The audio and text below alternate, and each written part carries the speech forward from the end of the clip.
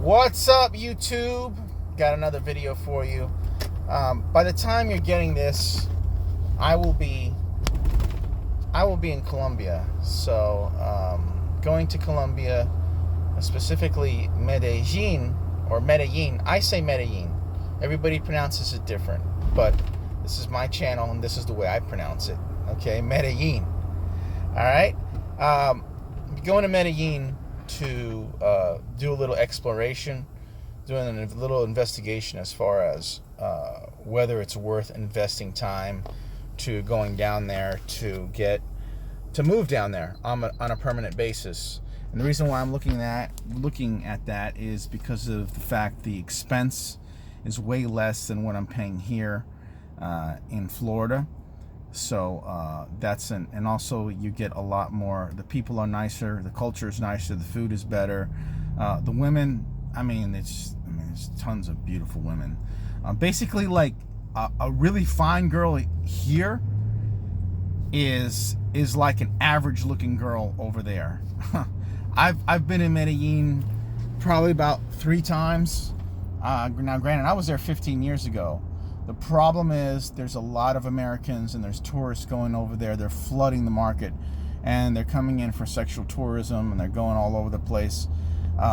They're basically ruining it. They're driving up the prices of everything and they're ruining it for a lot of Americans because, well, not a lot of Americans, but a lot of people like me that want to move down there on a permanent basis because they're making the prices go up because they're willing to pay the price. They'll pay whatever, and the Colombians charge it, and they pay it. So there's on the outskirts of Medellin, as I mentioned, I was there before. There's another city. It's called Rio Negro, which means Black River in Spanish, and it's not as expensive as Medellin. Now, you have to also take into consideration when you go to Medellin, it's a good hour from the airport. I'm not kidding. It's a good hour drive from the international airport, Jose Cordova International, I think is what it's called. So that's something you might want to do. I want to put this out there for all men who are just kind of frustrated with the American woman and the Western culture of just when you get married, it becomes just a huge liability and how women just feel so entitled to just act like bitches and nothing, and that's acceptable and that's okay behavior.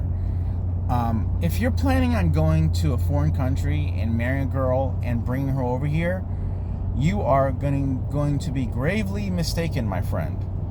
Okay, if that's what you're looking for, you're gonna have to maybe, I don't know, go to church over here, see if you can find one, that doesn't have kids. Because 9 times out of 10, these girls, once they're like 22, 23, they got kids, and usually from different baby daddies. So, I don't know what to tell you. I know in Colombia, there's a lot of beautiful women out there that don't have kids. If you want to go ahead and marry a girl from a foreign country, plan on moving to that foreign country, okay? Plan on doing that. Because you bring them over here, they're going to be spoiled with the American culture. They're going to be surrounded it. They're going to find other people. They're going to find other yentas and other women that are like harpies that are like them, and they're going to corrupt your bride. They're going to corrupt your wife, and then you're going to have a problem. I don't know. Just word of advice, do what you want. That's my thing.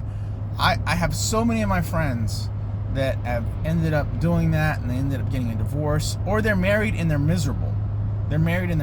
So, it's up to you. I'd rather be single and happy than married and miserable. That's just me. I could have been married many times, but I chose not to because I didn't feel like they were worth the investment.